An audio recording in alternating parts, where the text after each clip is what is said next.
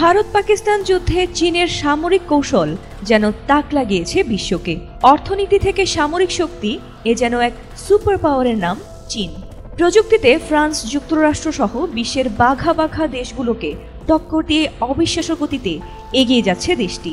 যুক্তরাষ্ট্রের প্রতিদ্বন্দ্বী দেশ চীন এবার বাংলাদেশে সামরিক অবকাঠামো নির্মাণ করতে চায়, আর তাতেই যেন বিশ্বের অন্যতম পরাশক্তি যুক্তরাষ্ট্রের রীতিমতো ঘুম হারাম হয়ে গেছে। চীনকে এবার হুমকির চোখে দেখতে শুরু করেছে যুক্তরাষ্ট্র। তাই নিজেদের আধিপত্য বিস্তারে বাংলাদেশ সহ কয়েকটি দেশে চীন সামরিক অবকাঠামো নির্মাণ করতে চায় বলে দাবি করেছে যুক্তরাষ্ট্র। দেশটির প্রতিরক্ষা গোয়েন্দা সংস্থা ডিফেন্স ইন্টেলিজেন্স এজেন্সি প্রকাশিত বার্ষিক হুমকি মূল্যায়ন প্রতিবেদনে চীন, রাশিয়ার সন্ত্রাসবাদ সহ বিভিন্ন ইস্যু নিয়ে বিস্তারিত তথ্য জানানো হয়েছে। প্রতিবেদনে বলা হয়েছে, যুক্তরাষ্ট্রের সঙ্গে টক্কর দেওয়ার প্রচেষ্টা চীন অব্যাহত রেখেছে। তাই তারা বাংলাদেশে চীন পিপলস লিবারেশন আর্মি অবকাঠামো নির্মাণ করতে চায়।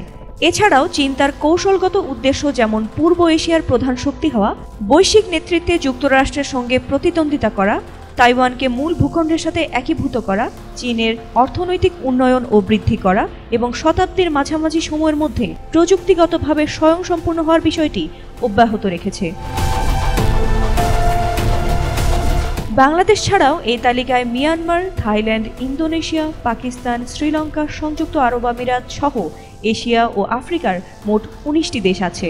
তাছাড়া চীন কূটনীতি, তথ্য, সামরিক এবং অর্থনৈতিক ক্ষেত্রে যুক্তরাষ্ট্র ও তার মিত্রদের মোকাবিলা করার জন্য তার বৈশ্বিক সক্ষমতা বাড়িয়ে চলেছে বলেও প্রতিবেদনে উল্লেখ করা হয়েছে।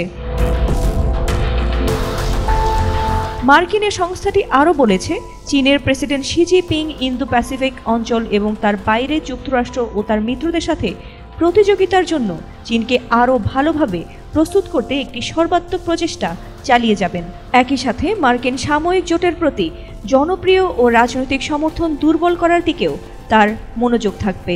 বিশ্লেষকরা মনে করছেন, এবছর বেইজিং ওয়াশিংটনের নীতি পরিবর্তনগুলো পর্যবেক্ষণ করবে এবং সম্ভবত তারা এমন পদক্ষেপের প্রস্তুতি নিচ্ছে যা যুক্তরাষ্ট্রের যে কোনো পদক্ষেপকে পরাজিত করতে পারে। এছাড়া যুক্তরাষ্ট্রের নীতি সমালোচনা করে চীন বৈশ্বিক নেতা হিসেবে নিজেদের উপস্থাপনের চেষ্টা করবে। ফাতিমা সুলতানা, এটিএন বাংলা।